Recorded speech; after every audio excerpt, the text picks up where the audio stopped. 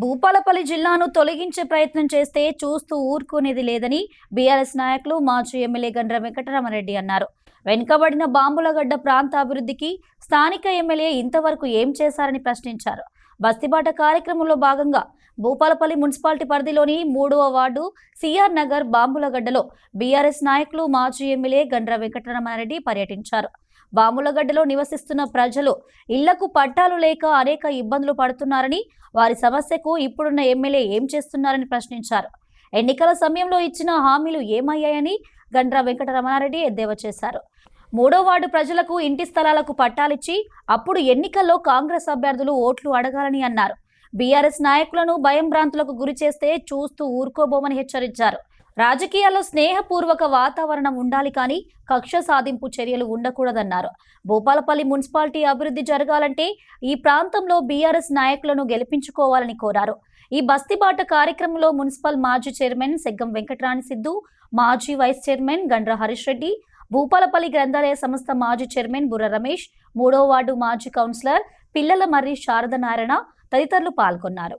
నేను మొట్టమొదటిసారి ఎమ్మెల్సీగా అయిన తర్వాత ఈ ప్రాంతానికి వచ్చినప్పుడు ఇక్కడ చాలా మంది నిరుపేదలు ఏదో చిన్న చిన్న వృత్తులు చేసుకొని ఇక్కడ తీసుకుపోయి ఊర్లో పూట అమ్ముకొని బతికే వాళ్ళు ఇక్కడ ఉండేటువంటి పరిస్థితుల్లో ఆ రోజు ఇక్కడ ఉండేటువంటి ప్రజలకు మేరైనటువంటి వసతి ఇవ్వాలని, ఆ రోజు కరెంటు కూడా లేకుండా ఇక్కడ నీళ్ళ వసతి కూడా లేనటువంటి పరిస్థితులలో ఆ రోజు బోర్ వేసి కరెంటు కనెక్షన్ ఇప్పించి, ఆనాడు ఇందిరం మిల్లు ఇస్తే ఇల్లు కట్టుకోవడానికి శాంక్షన్ ఇప్పించి, వాటికి బిల్లులు ఇవ్వాలంటే అధికారులు ప్రైవేట్ స్థలంలో ఉన్నది, వీళ్ళకి పొజిషన్ సర్టిఫికేట్ లేకపోతే మేము ఉద్యోగాలు పోతాయంటే కూడా ఎంఆర్ఓలను పిలిపించి ఆల్రెడీ ఆడు ఇల్లు ఉన్నట్టుగా రాసుకోవాలని చెప్పి బెదిరించి ఆ రోజు అధికారులను ఒప్పించి ఆ రోజు పొజిషన్ సర్టిఫికేట్ ఇస్తే ఈ కాలనీ నిలబడ్డాయి.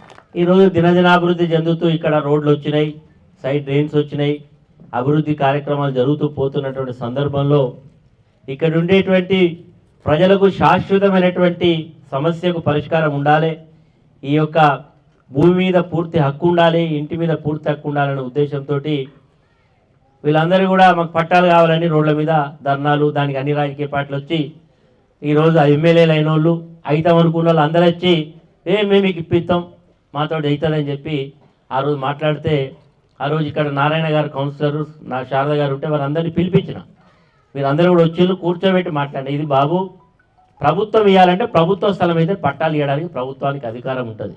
ఆ రెవెన్యూ చట్టంలో ఏమున్నది, ఇది పట్టదారి పేరు మీద ఉంది, వాళ్ళు ఒప్పుకుంటేనే వస్తుంది అంటే కొన్ని చర్దనబర్ధన జరిగిన తర్వాత ఆయన మాకు కొన్ని డబ్బులు ఇవ్వాలి, లేదు రిజిస్ట్రేషన్ వాళ్ళు పెట్టుకోవాలి, ఇన్కమ్ ట్యాక్స్ కట్టాలి, ఇవన్నీ అంటే అది అయ్యే పని కాదని నేను కలెక్టర్ గారితో సీనియర్ అధికారులతో మాట్లాడి ఒక నిర్ణయం చేయడం జరిగింది. ఈ భూమిని ప్రభుత్వానికి వారు ఫ్రీగా ఇచ్చేటట్టు, ప్రభుత్వం మీకు రిజిస్ట్రేషన్ మరి ఖర్చులు పెట్టి మీకు ఫ్రీగా రిజిస్ట్రేషన్ చేసేటట్టు ఏర్పాటు చేయించడం జరిగింది. ఆ రకంగా మీకు చెప్పాను.